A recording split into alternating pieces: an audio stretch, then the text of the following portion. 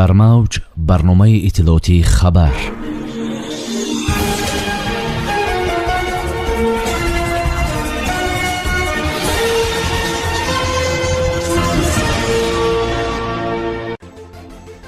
тоҷикистон тавлиди энергияи сабзро 2 баробар афзоиш медиҳад. вазорати корҳои хориҷии тоҷикистон аз фаъолшавии террористҳо дар наздикии марз бо афғонистон хабар дод. нархи орд дар бозорҳои тоҷикистон боз гарон шуд. ҳушдори кумедаи ҳолатҳои фавқулодда аз ҳавои номусоид ва сардию барфу борон. заҳролудшавии ҷамъӣ дар қирғизистон. чашми дубай ифтитоҳи бузургтарин чархофалак дар ҷаҳон.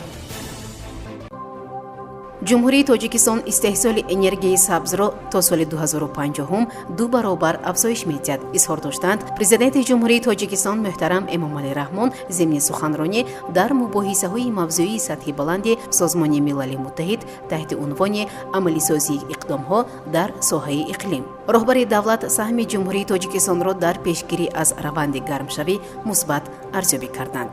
зикр гардид ки ҳиссаи кишвар дар ҳаҷми глобалии партовҳо дар сатҳи пасттарин қарор дошта ҳамагӣ 0,3%-ро ташкил медиҳад.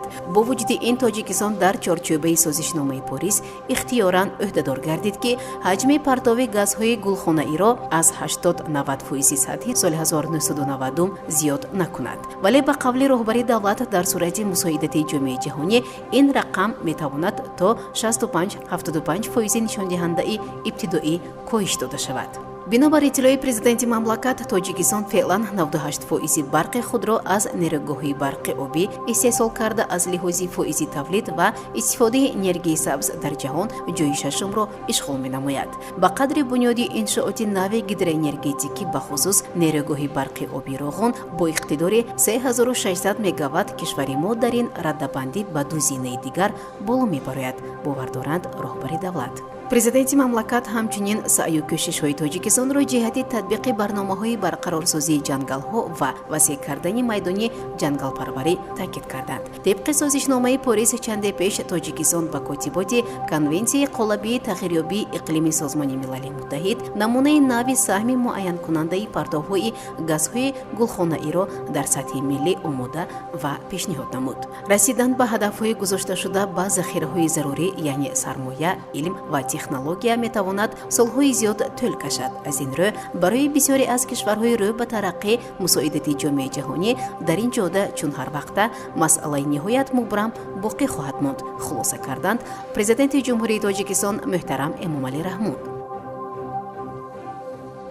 сироҷиддин муҳриддин вазири корҳои хориҷии тоҷикистон зимни суханронӣ дар нишасти кишварҳои ҳамсояи афғонистон ба мавзӯи таҳдиди террористон дахл кард. ӯ гуфт дар ҳоли ҳозир фаъолияти гурӯҳҳои террористӣ дар вилоятҳои шимолии афғонистон бахусус дар марз бо тоҷикистон афзоиш ёфтааст. ҷалби шаҳрвандони кишварҳои минтақа ба гурӯҳҳои террористие ки дар қаламрави афғонистон амал мекунанд моро водор мекунад барои рафъи таҳдиду хатарҳои эҳтимолӣ талошҳои муштарак кунем, гуфт вазири корҳои хориҷии тоҷикистон. ёдовар мешавем ки нахустин нишасти кишварҳои ҳамсояи афғонистон санаи 8 сентябр ба таври онлайнӣ баргузор шуда буд. дар даври навбатии нишаст сарони вазоратҳои хориҷии чин, эрон, покистон, тоҷикистон, туркманистон, ӯзбекистон ва ҳамчунин русия ширкат мекунанд. дар ҷараёни дидор дар теҳрон ҷонибҳо тасмим гирифтанд барои мусоидат ба ташкили ҳукумати фарогир бо ҳузури тамоми гурӯҳҳои этникӣ, сиёсӣ ва иҷтимоӣ дар афғонистон талош кунанд.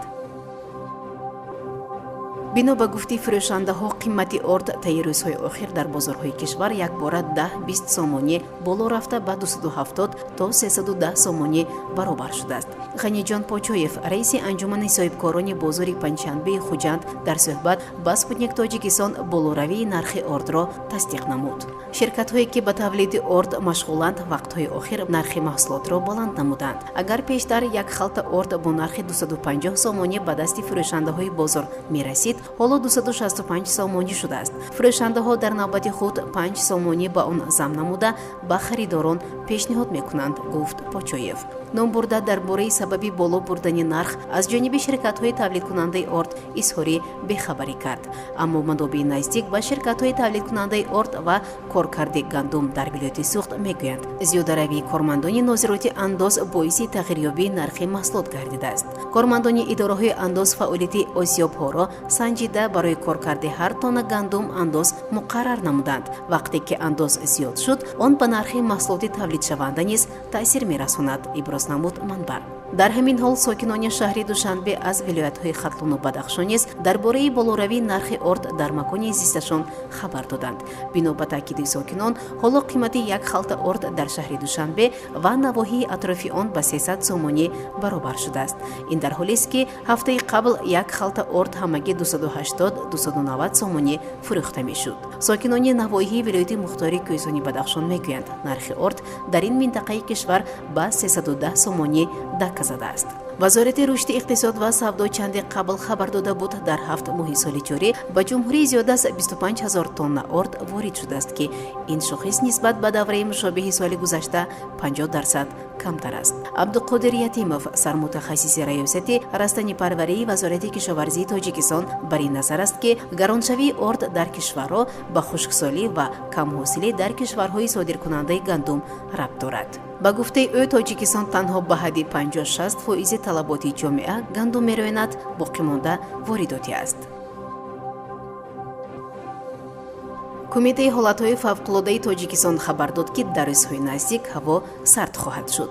ин ниҳод дар такя ба маълумоти обу ҳавосанҷон гуфтааст, ки аз 28 то 31 октябри соли ҷорӣ дар ҷумҳурӣ ҳавои номусоид дар назар аст. ба иттилои манбаъ, дар ин муддат дамои ҳаво поён рафта, борон ва дар ноҳияҳои баландкӯҳ барфи шадид меборад. ҳарорати ҳаво дар водиҳо то ба 10-12 дараҷа поён меравад. зимнан кумитаи ҳолатҳои фавқулода тавсияҳоеро дар ин шабу рӯз ироа кардааст. бо фарорасидани ҳавои сард ба шабакаҳои барқ сарбории чанд баробар зиёд мешавад. ҳолате ки дар як вақт ба кор андохтани чанд дастгоҳи пуриқтидори рӯзгор метавонад бо расиши кӯтоҳи ноқилҳои барқӣ ва сӯхтор боис шавад, гуфтанд дар кумитаи ҳолатҳои фавқулода. мутахассисон тавсия медиҳанд, ки ҳолати коршоимии ноқилҳои барқӣ ва дигар асбобҳои барқӣ бояд санҷида шавад. манбаъ мегӯяд, истифодаи ҳеҷ як асбоби барқии худсохт тавсия намешавад. ғайр аз ин, ҳангоми фарорасии ҳавои хунук зарур аст, ки асбобҳои барқӣ, плитаҳои электрикӣ, гармкунакҳо, дегҳо, инчунин печҳо беназорат гузошта нашаванд. онҳое ки дар ин рӯзҳо ба обанборҳо ва ё кӯҳистон ба шикор мераванд, бояд ба наздикони худ дар бораи хатсайри ҳаракаташон хабар диҳанд. телефони мобилияшонро фаромӯш накунанд. сокинони ноҳияҳои доманакӯҳ ва кӯҳистони Тоҷикистон бояд аз тавсияҳои кумитаи ҳолатҳои фавқулода, вазорати корҳои дохилӣ ва ҳавошиносон кор бигиранд. илова бар ин, боришоти дар пеш истодаи тирамоҳӣ метавонад роҳҳоро хатарнок гардонад ва боиси афзоиши садамаҳо шавад. соҳибони мошинҳо ва пиёдагардон бояд эҳтиёт бошанд. تعدادی شهروندانی که با زهرالودشوی از غذا به بیماریستان‌های قرغیزستان مراجعت کردند به 253 نفر رسیده است. خبر می‌دهد دفتر مطبوعاتی وزارت تندرستی جمهوری قرغیزستان. مردم نه تنها به بیمارخانه‌های بیشکک بلکه در ولایت چوی هم بنابر مسمومیت به طبیبان مراجعت می‌کنند. همین طور 60 نفر از شهروندان در بیمارخانه‌ها طبابت می‌گیرند که 23 نفر آنها در بیمارخانه ملی، 19 نفر در بیمارخانه راهی آهن و 18 تن دیگر در بیمارخانه شهری یوری تاجیلی کلینیکی بچگانه بستری‌اند.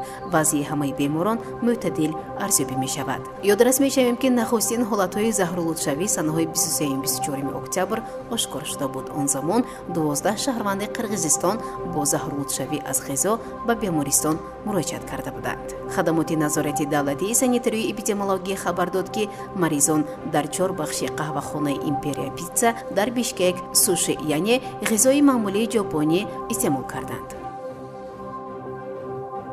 بزرگترین چرخوفلک جهان در امارات متحده عرب افتتاح شد و آن را چشم دوبای نامیدند.